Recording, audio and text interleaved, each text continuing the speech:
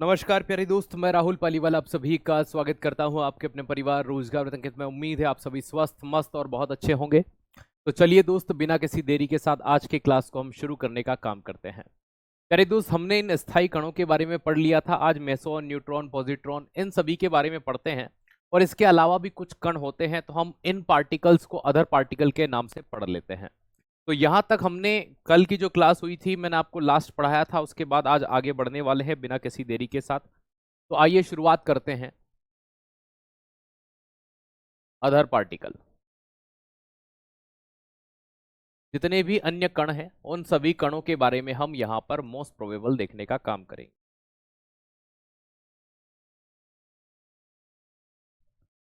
सबसे पहले नंबर पर आप जिस कण के बारे में यहां पर पढ़ने वाले हैं, ठीक है, अन्य कण या अदर पार्टिकल्स आपके चल रहे हैं।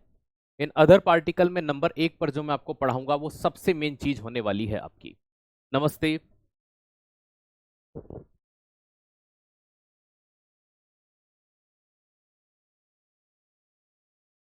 चलिए, हाँ बिल्कुल आपके कमेंट आ रहे हैं मेरे पास। चलिए, नमस्कार। हम बात करते हैं नंबर 1 पर, यहां पर जिस कण की, ठीक है, जितने भी कण हैं उन सभी को हम यहां पर देखेंगे। फोटोन कण की, किसकी बात करते हैं? फोटोन पार्टिकल की बात करते हैं।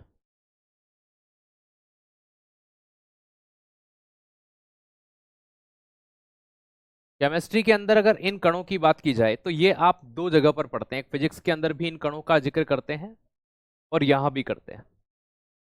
आपने देखा होगा प्रकाश दोहरी प्रवृत्ति रखा है। प्रकाश दो गुण रखता है, एक रखता है वो पार्टिकल की तरह और एक रखता है वो वेव की तरह। तो पार्टिकल और वेव दोनों का वो गुण रखने का काम करता है। तो प्रकाश का जो कण होता है ना, वो स्मॉलेस्ट पार्टिकल ऑफ लाइट या प्रकाश का जो कण होता है वो क्या कहलाता है? फोटोन कहलाता है। याद रखना, ये प्रकाश का कण होता है।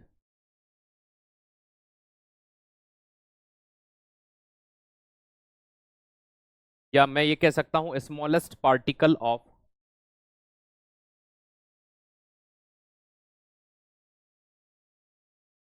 लाइट कह सकता हूं।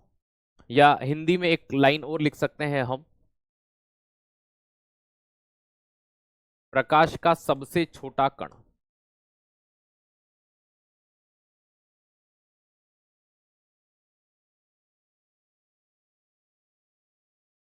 है ना, दोनों एक ही चीज है। प्रकाश का कण होता है, प्रकाश का सबसे छोटा कण होता है, या प्रकाश किन कणों का बना होता है, तो भी आपका जवाब फोटोन पार्टिकल ही होगा। कि सर मतलब ये कैसे पता चलता है, इसकी खोज किसने की, इसका द्रव्यमान क्या होता है?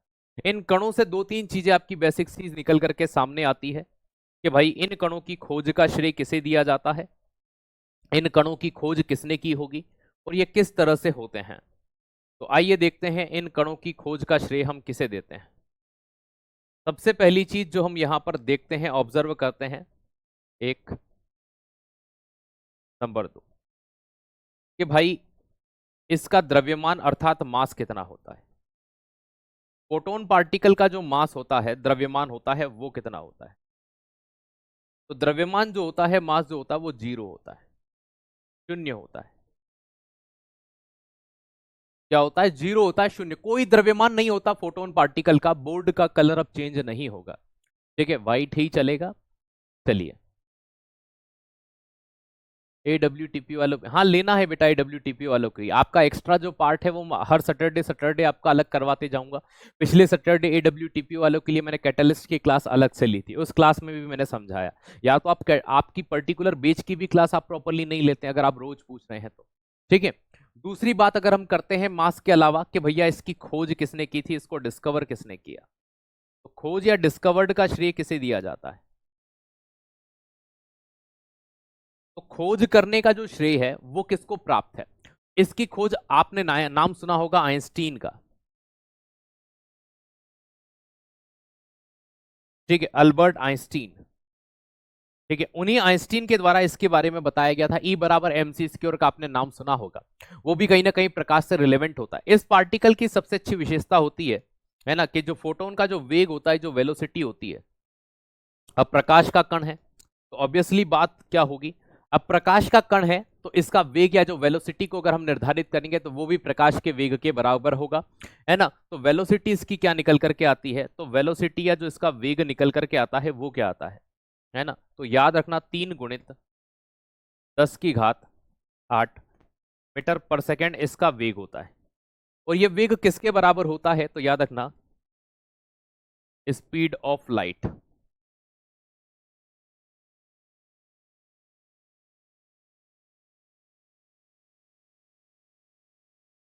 प्रकाश के वेग के बराबर, क्योंकि प्रकाश किससे छोटे छोटे कणों से मिलकर बना है, तो प्रकाश जिन छोटे कणों से मिलकर के बना होता है उसे क्या कहा जाता है, फोटोन कहा जाता है ना। प्रकाश का सबसे स्मॉलेस्ट जो कण होता है, सबसे छोटा कण होता है, उसे क्या कहा जाता है, फोटोन कहा जाता है।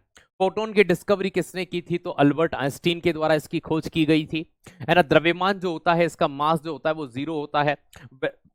वेलोसिटी इसकी कितनी होती है, 3 गुणित 10 की घात 8 मीटर पर सेकेंड इसका वेग होता है। अब आपने दो चीजों को यहां पर नोटिस किया, उसके बाद अगली चीज आती है, अगले कण के बारे में पढ़ते हैं जिसे हम पॉजिट्रॉन कहते हैं। क्या कहते हैं, पॉजिट्रॉन के बारे में। तो पॉजिट्रॉन पार्टिकल क्या होता है, most repeated question in railway exams. तो नंबर 2 पर हम जिसे पढ़ने जा रहे हैं उसके बारे में याद रखिएगा। नंबर 2 का जो पार्टिकल है आपका वो कौन सा होने वाला है, पॉजिट्रॉन।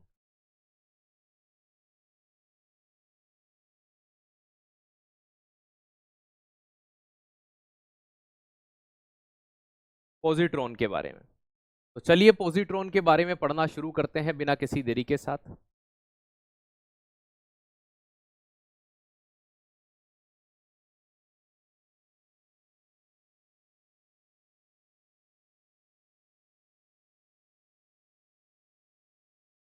पॉजिट्रॉन पार्टिकल की अगर मैं आपसे बात करता हूं, तो पॉजिट्रॉन पार्टिकल में सबसे कॉमनली जो प्रश्न पूछा जाता है कि इलेक्ट्रॉन का एंटी पार्टिकल कौन सा है, एंटी पार्टिकल ऑफ इलेक्ट्रॉन कौन सा है। तो भैया याद रखिएगा, most repeated question in railway exams या आरआरबी, किसी के अंदर भी आप चले जाएं, मोस्ट रिपीटेड जो क्वेश्चन आपको देखने को मिलता है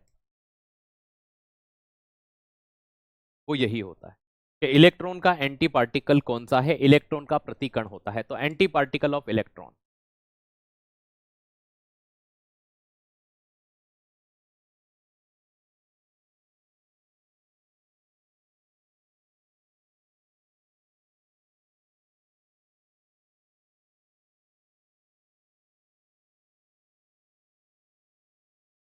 इलेक्ट्रॉन का प्रतिकण होता है। सर ऐसा क्यों होता है ना, क्योंकि इसका जो द्रव्यमान होता है, मास होता है, वो तो इलेक्ट्रॉन के समान होता है, लेकिन जो इस पे चार्ज होता है वो सिमिलर होता है किसके, तो याद रखना प्रोटॉन के। तो इस पर जो आवेश होता है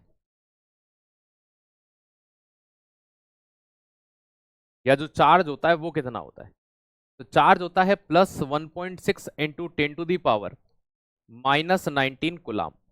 ये सी का मतलब क्या होता है, कुलाम होता है।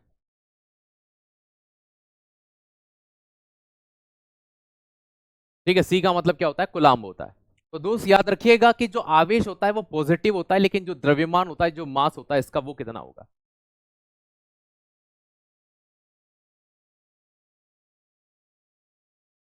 वो इलेक्ट्रॉन के समान होता है।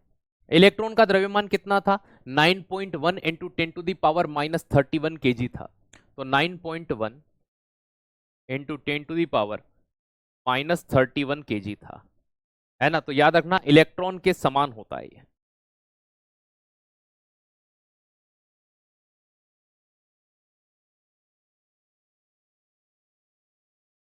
और ये जो चार्ज था, ये चार्ज किसके समान था, तो याद रखिएगा प्रोटॉन के समान था।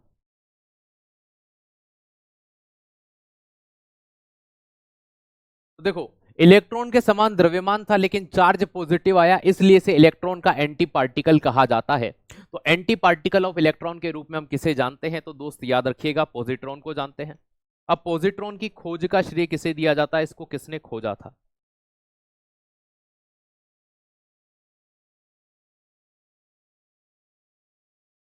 इसको डिस्कवर्ड किसने किया था, तो वैज्ञानिक का नाम बड़ा प्यारा है, एंडरसन।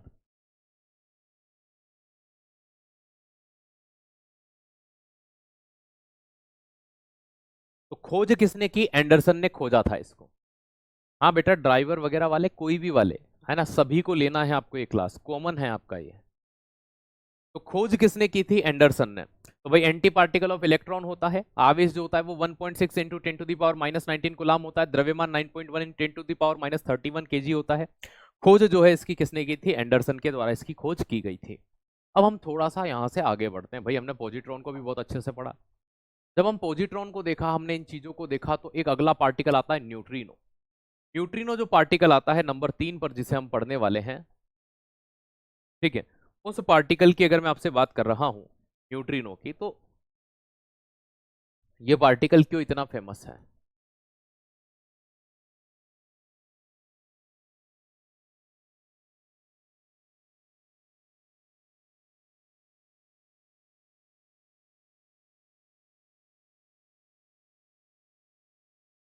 न्यूट्रिनो की बात करते हैं। इसको डिस्कवर्ड किसने किया? इसकी खोज का श्रेय किसे दिया जाता है? तो इसे खोजा था पाउली ने।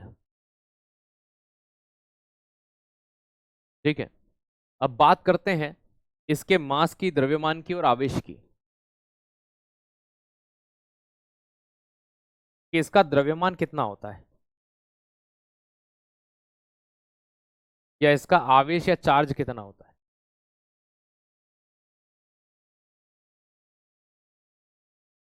तो इसका द्रव्यमान हो चाहे चार्ज हो, दोनों ही क्या होते हैं? जीरो होते हैं। कि सर ये ऐसा जीरो कहां से आता है? क्योंकि ये बहुत कम समय के लिए अस्तित्व में आते हैं। तो जब बहुत कम समय के लिए अस्तित्व में आते हैं, तो इनका जो द्रव्यमान होता है या इन पर पाया जाने वाला जो आवेश होता है, वो दोनों ही जीरो हो जाते हैं। तो एक पार्टिकल की जो खोज की थी वो कौन से हैं? तो दोस्त याद रखिएगा, वो पार्टिकल आपके कौन से थे? वो पार्टिकल कहलाते हैं न्यूट्रिनो। इसी तरह से एक पार्टिकल होता है मेसोन पार्टिकल। क्या होता है? मेसोन पार्टिकल या मेसोन कण, जिसे हम नंबर 4 पे पढ़ने वाले हैं। तो अगर हम यहां पर बात करते हैं मेसोन पार्टिकल की,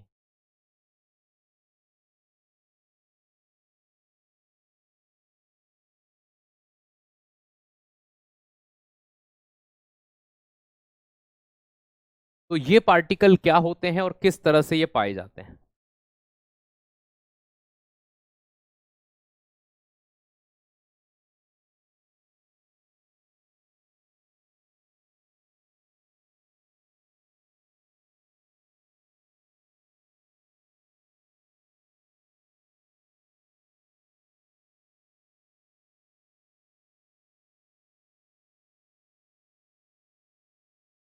इसकी खोज या इसे डिस्कवर्ड किसने किया था?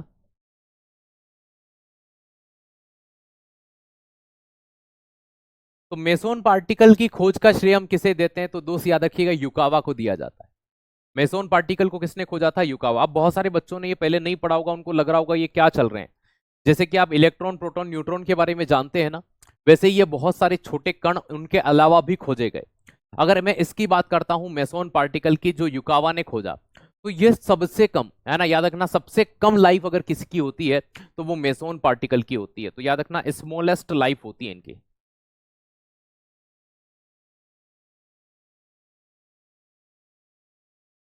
सबसे कम जीवन काल इन्हीं का होता है। ठीक है, कितना होता है चलो ये भी बताऊं मैं आपको कि इनका सबसे कम जीवन काल होता है 10⁻⁸ (10⁻⁸). आप सोच लो कि कितनी माइनस में पावर, ये जन्म लेंगे और मर जाएंगे। मैं बोल रहा हूं इतनी बार में, तो ये कितनी ही बार मर सकते हैं। ठीक है, चलिए। तो दोस्त याद रखिएगा, अगर मैं बात करता हूं न्यूट्रिनो की, तो डिस्कवर्ड या खोज किसने की? पाउली ने। और हम बात करते हैं द्रव्यमान या इसका आवेश या चार्ज क्या होता है, तो जीरो या शून्य इसका आवेश होता है न्यूट्रिनो की।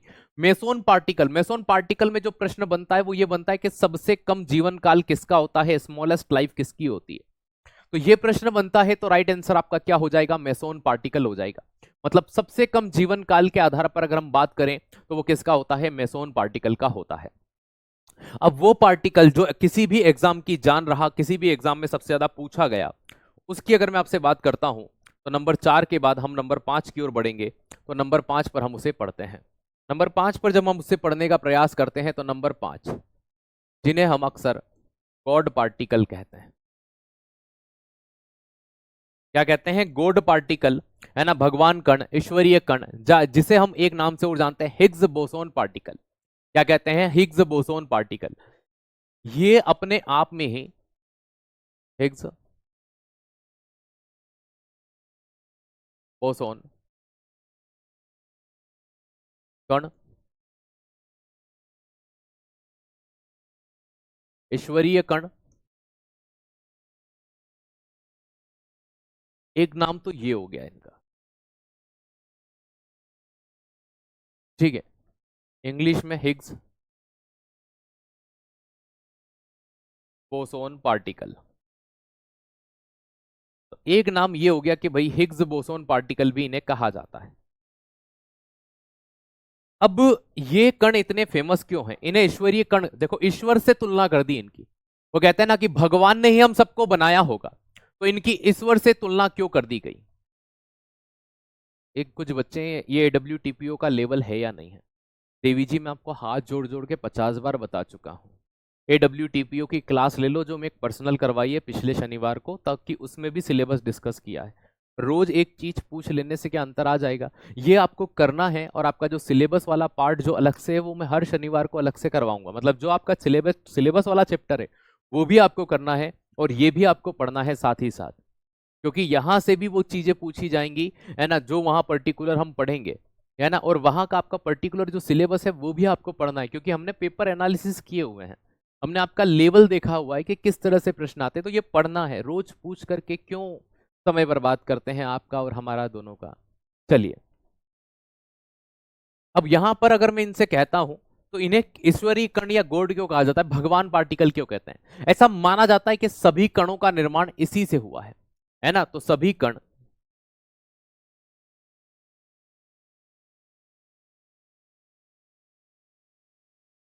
का निर्माण इन्हीं से हुआ है या इसी से हुआ है।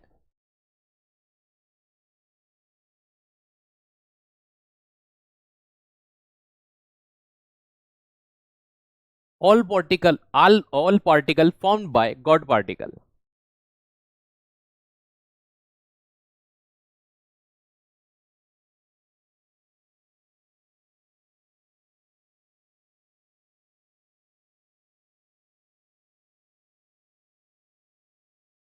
दुनिया के अंदर जितने भी कण हैं, है ना, अगर हम उनकी उत्पत्ति की बात करें तो उन सभी कणों के निर्माण में जो सर्व प्रमुख योगदान दिया है वो किसने दिया है? गॉड पार्टिकल ने। गॉड पार्टिकल को ही हिंदी में ईश्वरीय कण कहा जाता है ना दोस्त, याद रखिएगा। गॉड पार्टिकल को ही क्या कहा जाता है? ईश्वरीय कण कहा जाता है। एग्जाम में यहां से दो प्रश्न बहुत आते हैं। पहला, हिग्स बोसोन कण को किस नाम से जाना जाता है? तो हिग्स बोसोन जो पार्टिकल होते हैं इन्हें गॉड पार्टिकल कहते हैं, ये आपका आंसर हो जाता है। यही प्रश्न पूछा जाता है। और इसके बाद धीरे धीरे यहां से आगे बढ़ते हैं तो एक मौलिक कण की, एक फंडामेंटल पार्टिकल की खोज करते हैं वैज्ञानिक, जिन्हें क्वार्क कहा जाता है। क्या कहा जाता है? क्वार्क कहा जाता है। कि सर ये क्वार्क क्या होते हैं? क्वार्क में भी बहुत सारे कण आते हैं, जैसे up particle, down particle, top particle, charge particle, है ना, स्ट्रेंज पार्टिकल, इस तरह के बहुत सारे कण आते हैं। तो आप क्वार्क पार्टिकल को याद रखना, इन्हें फंडामेंटल पार्टिकल या मूल पार्टिकल कहते हैं। क्या कहते हैं? अगला नंबर 6, क्वार्क, है ना। किसी कहते हैं भाई क्वार्क की बात कर रहे हैं।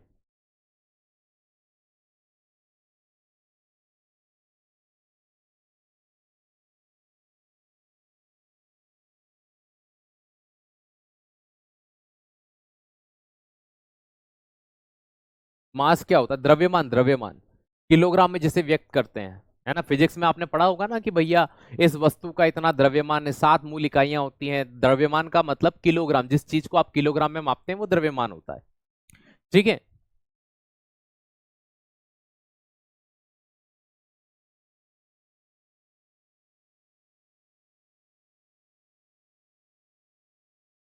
क्वार्क कण,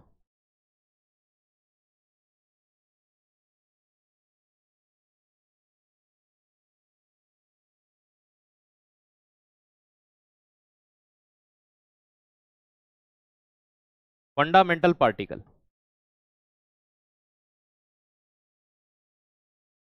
यह मूल कण होते हैं। क्या है? मूल कण होते हैं, फंडामेंटल पार्टिकल होते हैं। सर मतलब मूल की जगह ऐसा लिख लीजिए, मूल तो एक ऑर्डिनरी वर्ड हो जाए, मौलिक कण है।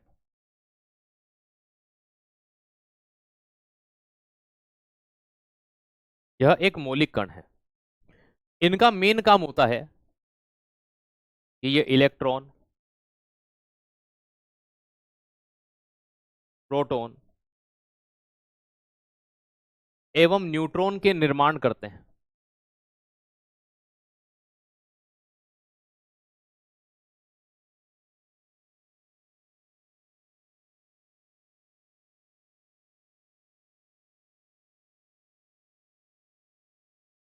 इलेक्ट्रॉन, प्रोटॉन एवं न्यूट्रॉन का जो निर्माण होता है, electron, proton and neutron formed by, याद रखिएगा, क्वार्क। क्वार्क वो होता है सबसे छोटे कण, है ना, सबसे छोटे कण जो प्रोटॉन को निर्माण में, देखो पहले क्या कहा गया था स्टार्टिंग में जब हमने पढ़ा था कि भैया जो एटम होता है, जो परमाणु होता है, मैं आपके लास्ट में कमेंट लूंगा, बीच में नहीं लूंगा, ठीक है, क्योंकि अब लगातार कुछ ना कुछ मेरी लिंक टूट जाती है बेटा। हम भी देखो क्या है, इंसान है, हम भी एक कहानी जनरेट करते हैं, हम भी इसके बाद अगली चीज सोचते हैं तो बोर्ड पे रिप्रेजेंट कर पाते हैं, माना कि हमें याद होता है, लेकिन हमारी कहानी टूट जाती है अगर हम आपके बीच में कमेंट लेते हैं। आप कॉपी पेस्ट लगातार करके अपनी बात बुलवाना चाहते हैं, लेकिन अब मैंने ये रूल बना लिया है कि मैं चलती हुई क्लास में आपके कमेंट्स नहीं लूंगा, है ना, मैं लास्ट के 5 मिनट में आपके कमेंट लूंगा, आपके संबंधित जो डाउट होंगे वो मैं पीडीएफ में बता करके क्लियर कर दूंगा, बीच में नहीं लूंगा, तो मुझे माफ करिएगा उसके लिए, ठीक है।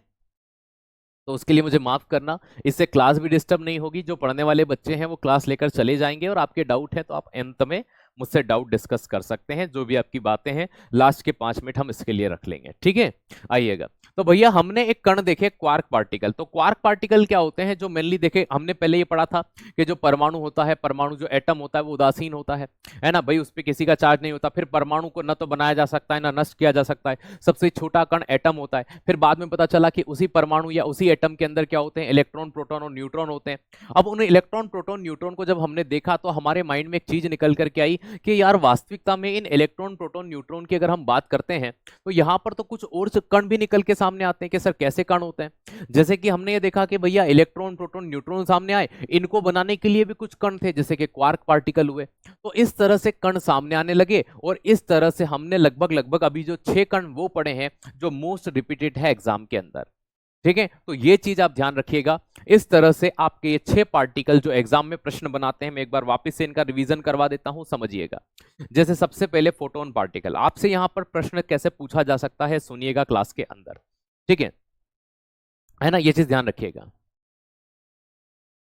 डेली के डेली आप ऐसे ही भाषण देके चले जाते हैं, तो बेटा मैं पढ़ाने आता हूं और चीजें पढ़ाई जाती है और समझाई जाती है। आप सोच रहे हैं कि बाबर आया था, उसने इसको छुरा घोंपा था, ऐसा केमिस्ट्री में नहीं होता, ठीक है। तो भाई यहाँ ऐसा ही चलेगा, और हर एक का अपना पढ़ाने का तरीका होता है। मैं ऐसे ही पढ़ाऊंगा, आपको जैसा लग रहा है, ठीक है, आप वैसा समझिए, ठीक है। आपको भाषण लग रहा है तो आप भाषण समझिए, नहीं पढ़ना तो फिर मैं कुछ नहीं कर सकता, ठीक है। माफ करिएगा मुझे, मेरा पढ़ाने का तरीका यही है ना, जो भी आपको लग रहा है, ठीक है। मैंने आपका कमेंट ले लिया, यही तरीका रहेगा, मैं नहीं बदलाव कर सकता, क्योंकि हमारे पढ़ी मैं 9 साल 8-9 साल से इसी तरीके से पढ़ा रहा हूँ, ठीक है। मैं इसमें बदलाव नहीं कर सकता। कोई चीज समझ में नहीं आया उसे 3 बार समझा सकते हैं। भाषण दे रहे हैं भाई, अगर टीचर बोलेगा ही नहीं, ये तुम्हारे लैंग्वेज मुझे नहीं आती, ठीक है भाई, बोलना पड़ता है, और बोलेंगे तभी तो चीजें समझ में आएगी। आई बात समझ में, है ना। और बाकी आप जाने, ठीक है। तो आपको अगर लेक्चर भाषण लग रहा है तो आप भाषण पर सुन लिया करें नेताओं के, तो वहां से आपकी केमिस्ट्री तैयार हो जाएगी। चलिए, हमने यहां पर देखा था फोटोन के बारे में कि भैया इस पे जीरो क्या होता है, द्रव्यमान होता है। आइंस्टीन ने इसकी खोज करी, इसका वेग 3 × 10⁸ मीटर पर सेकेंड होता है, जो स्पीड ऑफ लाइट के बराबर होता है। मतलब प्रकाश जिन कणों से मिलकर बना होता है उन्हें फोटोन पार्टिकल कहा जाता है। अगली बात करते हैं पॉजिट्रॉन के बारे में। ये इलेक्ट्रॉन का प्रतिकण या एंटी पार्टिकल कहा जाता है। तो एंटी पार्टिकल ऑफ इलेक्ट्रॉन की अगर हम बात करते हैं दोस्त, क्यों, क्योंकि इसका जो मास या द्रव्यमान होता है 1 है ना 9.1 × 10⁻³ kg, ये सिमिलर होता है किसके, इलेक्ट्रॉन के। लेकिन इसका जो चार्ज होता है, इस पर जो आवेश होता है, वो अपोजिट होता है इलेक्ट्रॉन के, क्योंकि नेगेटिव होता तो इलेक्ट्रॉन के समान होता, इसलिए इसे इलेक्ट्रॉन का प्रतिकण कहा जाता है। क्या कहा जाता है, इलेक्ट्रॉन का प्रतिकण कहा जाता है। इस चीज को ध्यान रखिएगा। 9.1 × 10⁻³ kg होता है, इस चीज को ध्यान रखिएगा, है ना। खोज या डिस्कवरी किसने की थी, तो डिस्कवरी किसके द्वारा की गई थी, एंडरसन के द्वारा की गई थी। ये चीज हमने दूसरे पार्टिकल में पढ़ा। तीसरा हमने न्यूट्रिनो पढ़ा। Neutrino discovered by Pauli, Pauli ने इसकी खोज की थी। इसका द्रव्यमान होता है, जो मास होता है, जो इसका चार्ज होता है, जो इसका आवेश होता है, दोनों ही इसके 0 पाए जाते हैं। भाई मेसोन पार्टिकल की हम यहाँ पर बात करते हैं। मेसोन पार्टिकल को डिस्कवर्ड युकावा ने किया। किसने किया? युकावा ने। और ये इसका सबसे कम जीवन काल होता है। स्मॉलेस्ट लाइफ अगर किसी की होती, किसी पार्टिकल की, तो वो मेसोन पार्टिकल की होती है। 10⁻⁻8 सेकंड के आसपास इसका क्या होता है? लाइफ होता है। ये चीज ध्यान रखना। इसके बाद में हमने ये देखा प्यारे दोस्त, गॉड पार्टिकल। गॉड पार्टिकल का ही दूसरा नाम है ना हिग्स बोसोन कण है। इसे ही ईश्वरीय कण माना जाता है। ऐसा माना जाता है कि दुनिया के अंदर जितने भी प्रकार के पार्टिकल हैं वो किससे बने होंगे? पहली बार तो वो हिग्स बोसोन से बने होंगे, इसलिए इसे गॉड पार्टिकल की संज्ञा दी गई, है ना। सभी कण का निर्माण इन्हीं से हुआ है। All particle formed by God particle. फिर हम देखते हैं क्वार्क। क्वार्क एक्चुअल में सबसे छोटे कणों का एक समूह होता है जिसके अंदर बहुत सारे पार्टिकल्स पाए जाते हैं, है ना। उन पार्टिकल से मिलकर के जिसका निर्माण होता है वो इलेक्ट्रॉन, प्रोटॉन और न्यूट्रॉन होते हैं। तो इलेक्ट्रॉन, प्रोटॉन, न्यूट्रॉन को बनाने के लिए क्वार्क के जो पार्टिकल्स होते हैं उनका योगदान होता है ना। तो फंडामेंटल पार्टिकल या इन्हें मौलिक कण के तौर पर जाना जाता है। किसके तौर पर जाना जाता है? मौलिक कण के तौर पर जाना जाता है। देखो दोस्त, मैं आपको एक बात बताता हूं।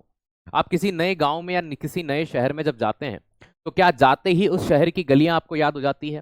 क्या जाते ही उस शहर के बारे में आप सारा ज्ञान ले लेते हैं? आप वहां कुछ समय रुकते हैं, कुछ समय वहां रहते हैं, तब जाकर के धीरे धीरे आपको नॉलेज होने लगता है।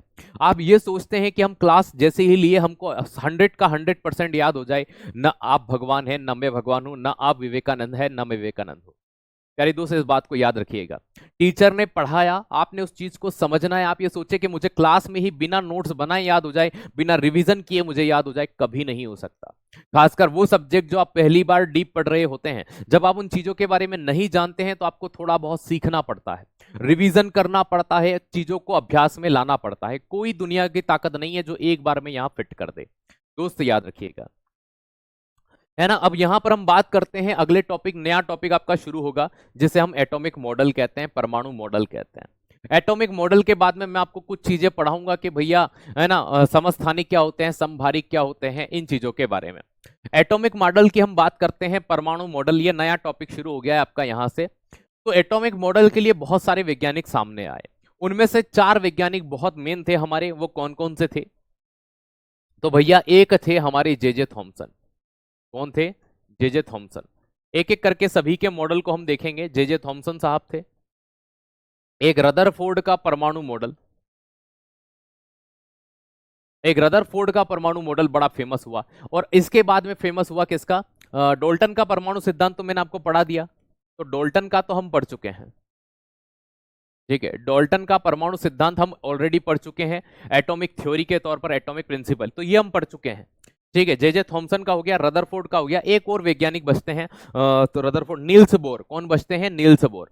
तो ये 4 साइंटिस्ट हैं, नील्स बोर, है ना। तो इनमें से हमें जिनके पढ़ने हैं आज, हम जे थॉमसन साहब से शुरू करेंगे, क्योंकि डोल्टन ने परमाणु सिद्धांत जो दिया, एटॉमिक प्रिंसिपल जो दिया, परमाणु सबसे छोटा कण होता है, ये चीज होती है, ये मैंने परमाणु के स्टार्टिंग के साथ ही आपको पढ़ाया, ठीक है। अगर आपने ये चीज यहां पर देखी तो सबसे पहला मॉडल हम पढ़ने वाले हैं किसका? तो दोस्त याद रखिएगा, जैसा कि मैंने आपको बताया डोल्टन का हो चुका है, तो हम किसका पढ़ेंगे? J Thomson. तो atomic theory of J Thomson या atomic model of J Thomson. तो आइएगा number 1,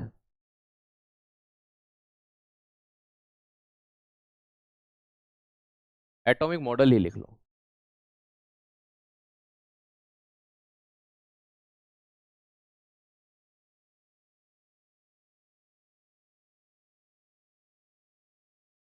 atomic model of J Thomson, J Thomson का परमाणु मॉडल। हिंदी में क्या हो जाएगा? जे थॉमसन का परमाणु मॉडल।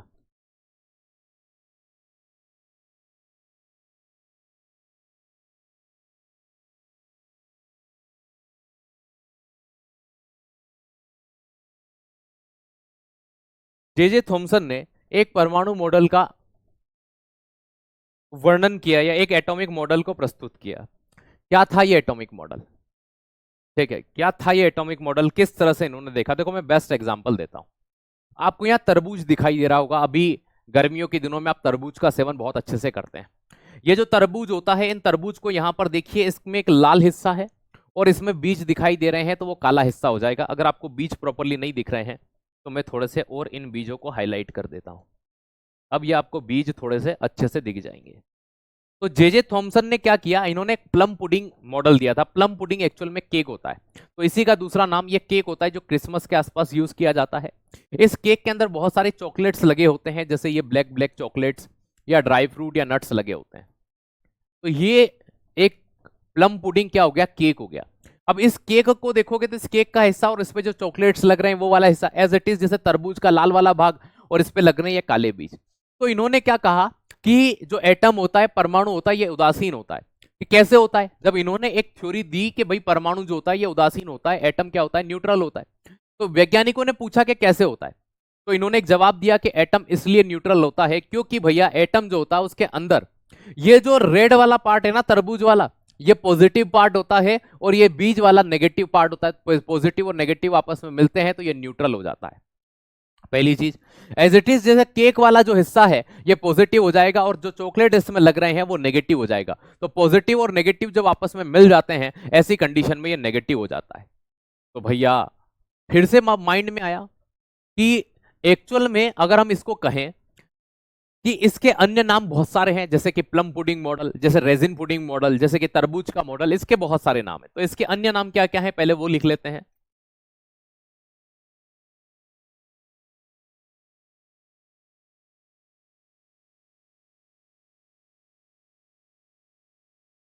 पहला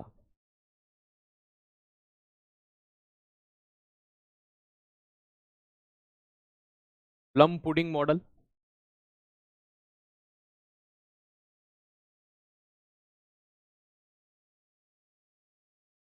प्लम पुडिंग मॉडल, या इसे रेजिन पुडिंग मॉडल भी कह सकते हैं हिंदी में।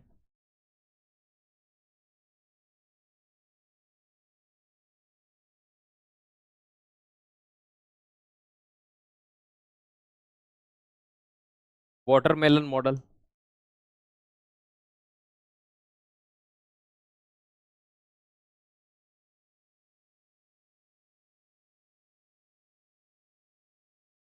तरबूज का मॉडल भी इसको कह सकते हैं।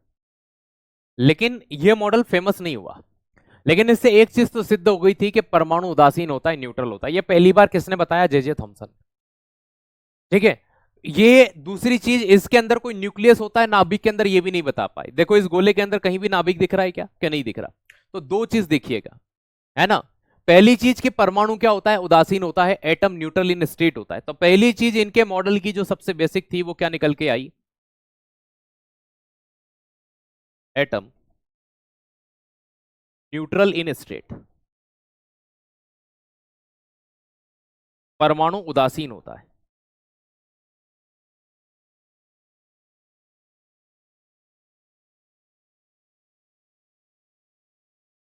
क्या होता है, परमाणु उदासीन होता है, ये चीज निकल करके आई कि परमाणु उदासीन होता है। अभी बहुत सारी चीजें हम पढ़ेंगे, है ना, अभी बहुत सारी चीजें हम पढ़ेंगे कि परमाणु उदासीन होता है।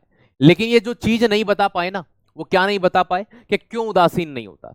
कि भाई इनने फिर ये कहा कि ये पॉजिटिव और नेगेटिव आपस में मिल जाते हैं ना, इसलिए ये उदासीन नहीं होता, कि पॉजिटिव और नेगेटिव आपस में मिलके खत्म हो जाते हैं। तो फिर इनसे सवाल पूछा गया, किससे, है ना, जे थॉमसन साहब से, कि अगर आप ये कह रहे हो कि चलो पॉजिटिव और नेगेटिव मिल गए, हमने मान लिया, तो फिर जो एटम है वो स्टेबल कैसे, स्थायी कैसे है। तो ये उसके बारे में नहीं बता पाए। क्योंकि अगर कोई पॉजिटिव और नेगेटिव, जैसे घर में आपके पॉजिटिव और नेगेटिव वाले दो स्विच, दो कनेक्शन होते हैं जिनमें आप पिन लगाते हो, दोनों में एक तार जोड़ दो तो घर की लाइट उड़ जाती है। अगर यहाँ पॉजिटिव और नेगेटिव आपस में मिल जाते तो इनका चार्ज खत्म हो जाता, मतलब इनका अस्तित्व ही खत्म हो जाता। लेकिन एटम फिर भी तो सरवाइव कर रहा है, वो न्यूट्रल अवस्था में कैसे है, तो ये उस चीज को नहीं बता पाए कि, और सबसे मेन चीज कि किसी भी पॉजिटिव के अंदर नेगेटिव चार्ज कैसे रह सकता है, ये चीज ये नहीं बता पाई। जैसे तरबूज पॉजिटिव वाला हिस्सा है तो नेगेटिव इसमें कैसे रह सकता है। आप ये समझिए, है ना, कि आइट साइड में इंद्रलोक है लेकिन वहां पर राक्षस रह रहे हैं। समझ में आता है क्या, पॉसिबल ही नहीं है, पॉसिबल ही नहीं है। तो ये चीज समझने में नहीं आई वैज्ञानिकों के कि भाई पॉजिटिव वाले के अंदर नेगेटिव चार्ज कैसे आ सकता है, पॉजिटिव नेगेटिव एक साथ कैसे रह सकते हैं। तो ये चीज समझ में नहीं आई, इनके मॉडल की एक कमियां थी, अभी मैं आपको बताऊंगा। नाभिक के बारे में नहीं बता पाए। तो पहला, ये परमाणु उदासीन होता है, ये इन्होंने बता दिया कि परमाणु जो होता है ना वो न्यूट्रल इन स्टेट होता है, उदासीन होता है। दूसरा देखना,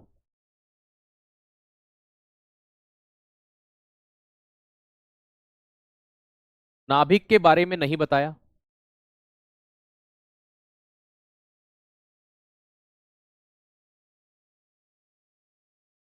किसी भी प्रकार की न्यूक्लियस के बारे में, है ना भाई। नाभिक क्या होता है, न्यूक्लियस क्या होता है, न्यूक्लियस के बारे में कोई किसी प्रकार की थ्योरी नहीं, डिस्कवर्ड ही नहीं किया, है ना, नॉट फाउंड न्यूक्लियस।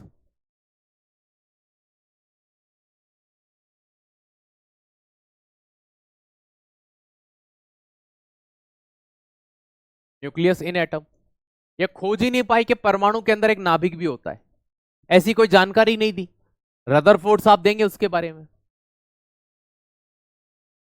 इन्होंने कहा कि परमाणु जो होता है, एटम जो होता है, उसका द्रव्यमान सभी जगह पर फैला होता है। कैसे फैला होता है ये नहीं बता पाए। तो परमाणु का द्रव्यमान सर्वत्र रूप से, है ना, समान रूप से फैला होता है। लेकिन अगर आज के परमाणु को अगर हम देखें, आज के मॉडल को देखें, तो भैया इलेक्ट्रॉन बाहर होते हैं और नाभिक अंदर होता है, और इसमें प्रोटॉन प्लस न्यूट्रॉन होते हैं, और इतने से का द्रव्यमान होता है। ये कह रहे थे जहां तक पाया जाता है वहां तक उसका द्रव्यमान होता है। तो देखो, देखा जाए तो मोटा मोटा सभी गलत हो गया इनके पॉइंट जो इन्होंने दिए। तो परमाणु का द्रव्यमान सर्वत्र समान रूप से बटा रहता है। तीसरा पॉइंट इन्होंने क्या कहा, परमाणु का द्रव्यमान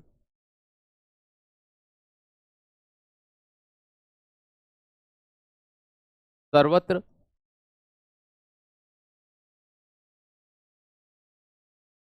एक समान रूप से बटा होता है।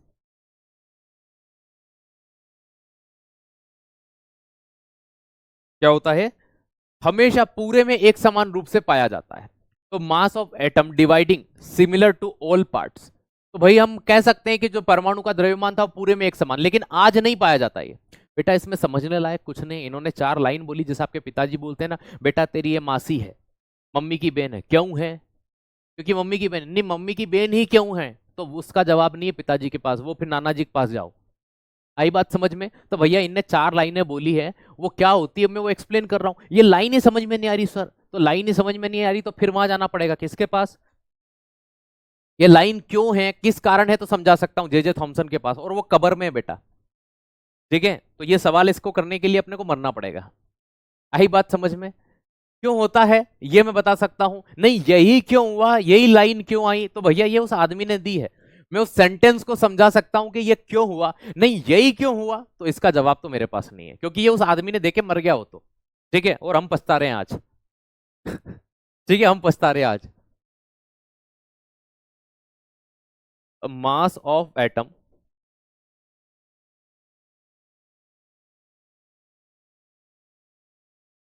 ठीक है, dividing, mass of atom dividing similar to all parts.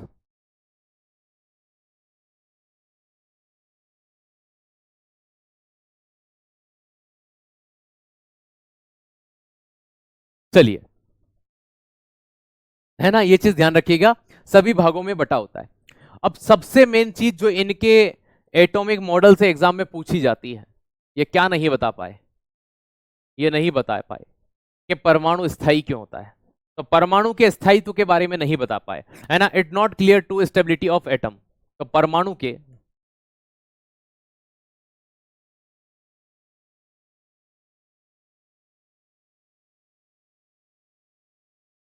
स्थायित्व, जो परमाणु की स्टेबिलिटी होती है, स्थायित्व होता है।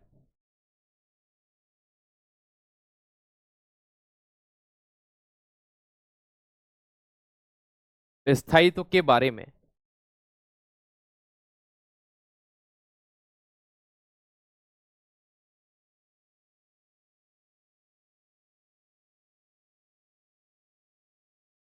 नहीं बता पाए, है ना। अब जो परमाणु था, जो एटम था,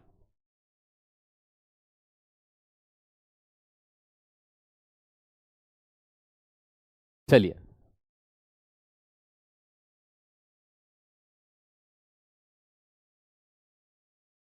it's not clear to stability of atom. कि सर क्यों क्लियर नहीं कर पाए, देखो, कोई आदमी तुमको ये कि मुझे 10 रुपए देना यार, और वो तुम्हें 10 रुपए वापस दे दे, तुमसे 10 रुपए ले और 10 रुपए वापस दे दे, तो क्या तुम्हार उस पे आपका कोई कर्जा है क्या, सर कोई कर्जा नहीं, उसने पैसा वापस दे दिया। इन भाई साहब ने पहले बोला कि भैया पॉजिटिव और नेगेटिव आपस में मिल जाते हैं, इसलिए वो न्यूट्रल स्टेट में होता है, उदासीन होता है। ये लाइन यहाँ लिखी हुई है। अब उदासीन होता है तो भैया उसका कोई अस्तित्व ही नहीं है फिर, क्योंकि ना तो वो पॉजिटिव का आयन है ना कोई नेगेटिव का आयन, के न्यूट्रल है, आप कह रहे हो आपस में मिल जाता है। अब पॉजिटिव और नेगेटिव एक साथ मिल गए तो उसका कोई अस्तित्व ही नहीं होना चाहिए, तो इसका जवाब इनके पास नहीं था, है ना। It's not clear to stability of atom, के परमाणु स्टेबल क्यों होता है, परमाणु स्थायी क्यों होता है, ये नहीं बता पाए। नाभिक होता है, न्यूक्लियस होता है, न्यूक्लियस के बारे में कोई जानकारी नहीं दी इन्होंने। इन्होंने पॉजिटिव के अंदर ही नेगेटिव होता है, कैसे होता है ये क्लेरिफाई नहीं कर पाए। तो इन्होंने जितनी थ्योरी दी थी, जितनी थीसिस दी थी, वो सब धरी के धरी रह गई। किसकी बात कर रहे हैं, जे थॉमसन के एटॉमिक मॉडल की बात कर रहे हैं। अब जे थॉमसन का एटॉमिक मॉडल जब रदरफोर्ड ने देखा, किसने देखा, रदरफोर्ड ने, तो उन्होंने सोचा यार इस मॉडल के अंदर बहुत सारी कमियां हैं, क्यों ना इस रदरफोर्ड ने जब एक मॉडल दिया, क्यों ना इन कमियों को दूर किया जाए। तो रदरफोर्ड अध्ययन करते हैं, स्टडी करते हैं एक मॉडल को बनाने के लिए, जिन्हें रदरफोर्ड का एटॉमिक मॉडल किया जाता है। उसके अध्ययन के लिए सबसे पहले जे थॉमसन के मॉडल की स्टडी करते हैं कि इन्होंने क्या क्या दिया।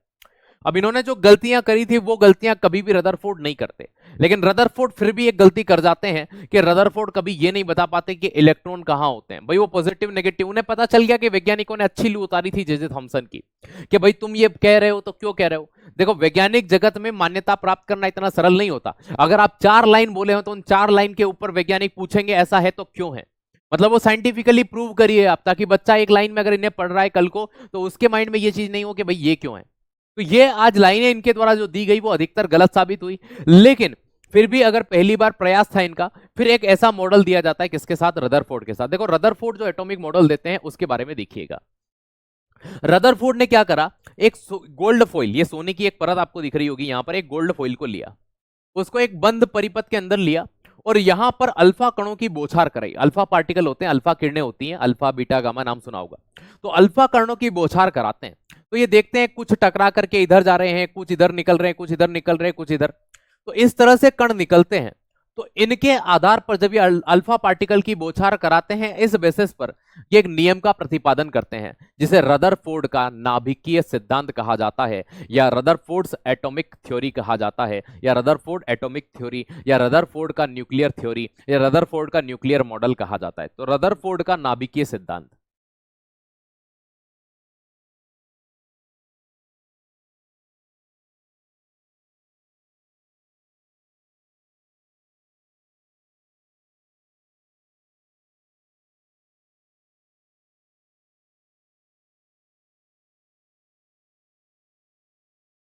नाभिकीय सिद्धांत या रदरफोर्ड एटॉमिक मॉडल। रदरफोर्ड्स का क्या हो जाएगा, एटॉमिक मॉडल।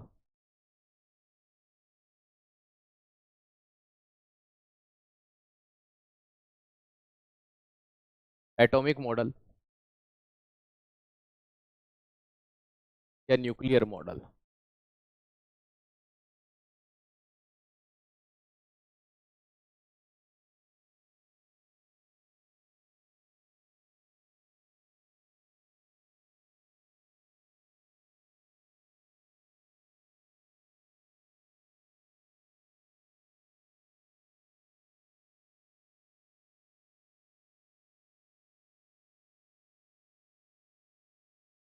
रदरफोर्ड का परमाणु सिद्धांत, एटॉमिक मॉडल या न्यूक्लियर मॉडल।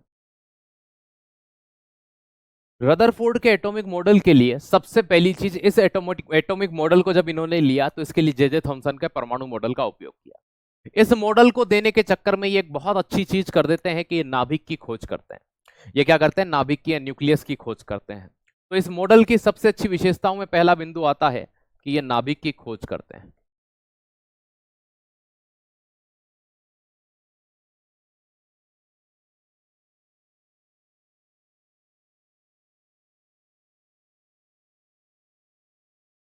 Discovered nucleus. तो परमाणु का नाभिक की खोज करने का श्रेय किसे दिया जाता है, रदरफोर्ड को। पहला पॉइंट जो सबसे ज्यादा पूछा जाता है एग्जाम के अंदर। अब दूसरी चीज इन्होंने कही कि इलेक्ट्रॉन नाभिक के चारों ओर चक्कर लगाते हैं, लेकिन कहां लगाते हैं, कैसे लगाते हैं, ये कभी समझ में नहीं आया। इन्होंने नाभिक की खोज की, इसलिए इन्हें फादर ऑफ न्यूक्लियर फिजिक्स कहा जाता है। क्या कहा जाता है, तो दोस्त याद रखिएगा, फादर ऑफ न्यूक्लियर फिजिक्स।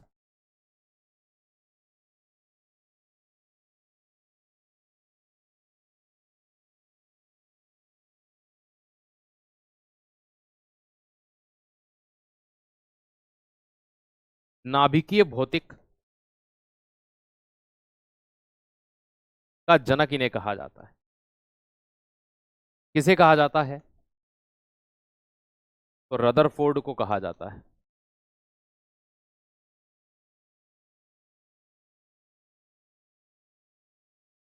किसे कहा जाता है? रदरफोर्ड को कहा जाता है।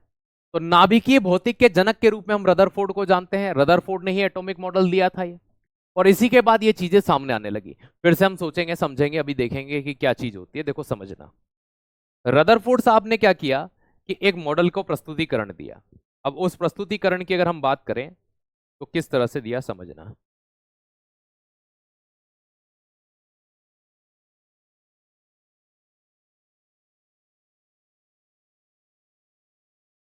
ये जो अंदर संरचना दिखाई दे रही है, ये नाभिक है,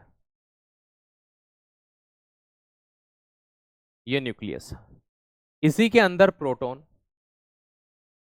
साथ में न्यूट्रॉन पाए जाते हैं। तो प्रोटॉन और न्यूट्रॉन को एक साथ न्यूक्लियॉन कहा जाता है।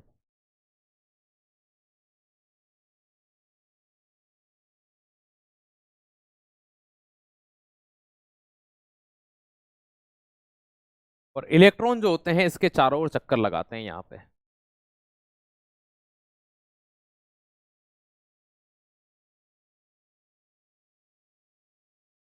इस तरह से एक दूसरा पॉइंट, दो पॉइंट तो हो गए थे, तीसरा पॉइंट, तो चीज निकल करके ये आती है, तीसरा बिंदु निकल के ये आता है कि रदरफोर्ड ने ही ये बताया है ना कि इलेक्ट्रॉन नाभिक के चारों ओर क्या करते हैं? चक्कर लगाते हैं। तो electron moves outer of nucleus.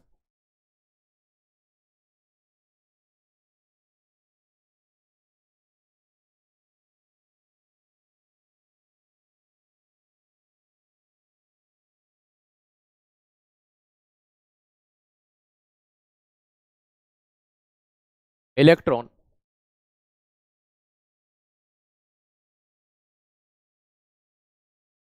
नाभिक के चारों ओर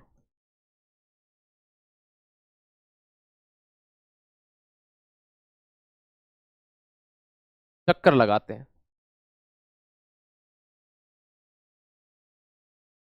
क्या करते हैं? ये चारों ओर चक्कर लगाते हैं। ये चीज भी किसने दी थी दोस्त? याद रखिएगा, बात समझ में आई?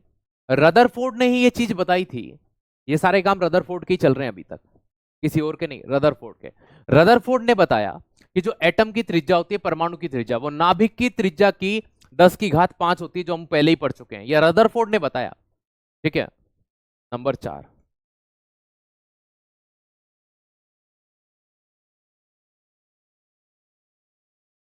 नाभिक की त्रिज्या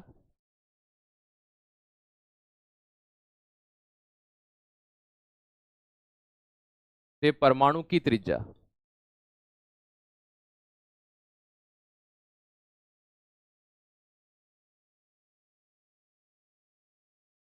10⁵ गुना ज्यादा है। ये मैं आपको बता चुका था, 1 लाख गुना बड़ी होती है, एमसीक्यू के साथ कराया था। Radius of atom 10⁵ times of, है ना, याद रखना, रेडियस ऑफ न्यूक्लियस।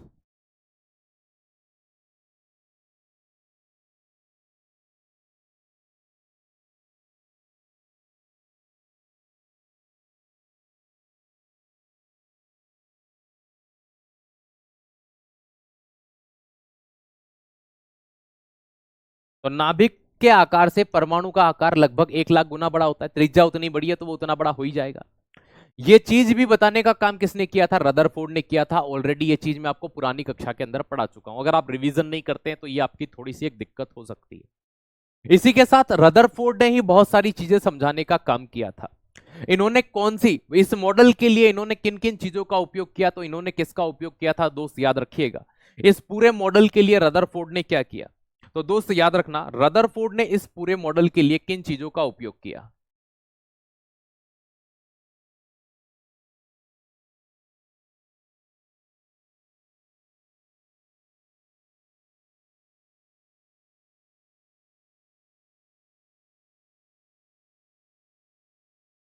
पहली चीज,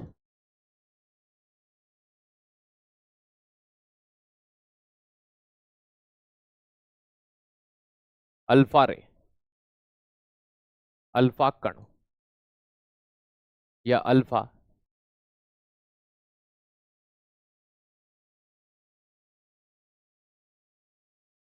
किरणों का प्रयोग किया गया। अल्फा रे का यूज किसने किया था दोस्त, याद रखिएगा, किसने किया था? रदरफोर्ड ने, क्योंकि इन्हीं कणों की बौछार करानी थी। और साथ में किसका किया था? सोने की पतली परत का। तो दूसरा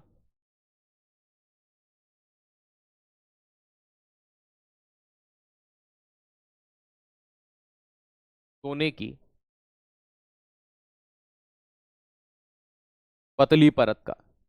एग्जाम में कई बार ये पूछा गया है कि रदरफोर्ड ने अपने एटॉमिक मॉडल के लिए किस तत्व का उपयोग किया था। तो तत्व बोलेंगे तो क्या हो जाएगा दोस्त, याद रखिएगा, वो गोल्ड फॉइल हो जाएगा। ठीक है। और इसी इन दो चीज के बाद में इन्होंने तीसरी चीज ये बताई कि परमाणु का द्रव्यमान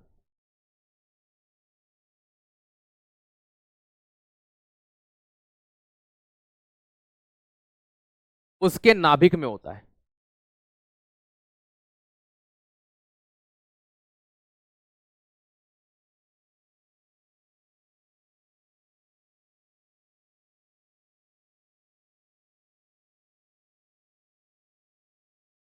मास ऑफ न्यूक्लियस,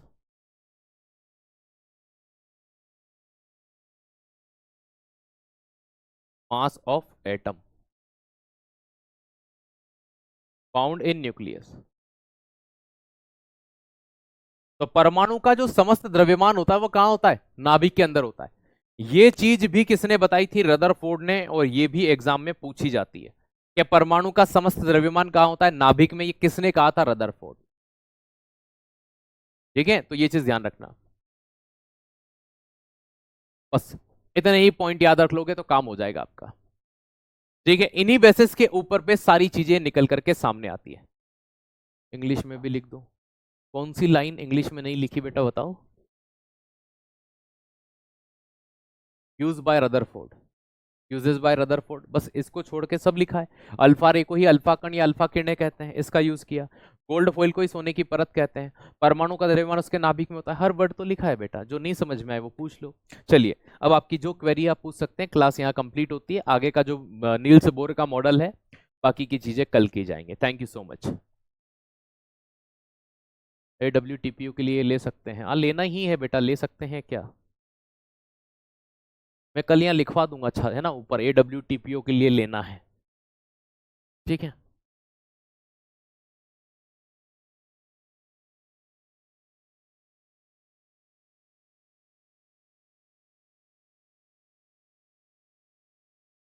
अब पूछ लो जो डाउट है आपके। एटम बना सकते हैं? नहीं बना सकते, हम नहीं बना सकते एटम। कांस्टेबल में साइंस के 3 4 5 प्रश्न तक कुछ भी आ सकते हैं। कम से कम 3, अधिकतम 4 5 तक।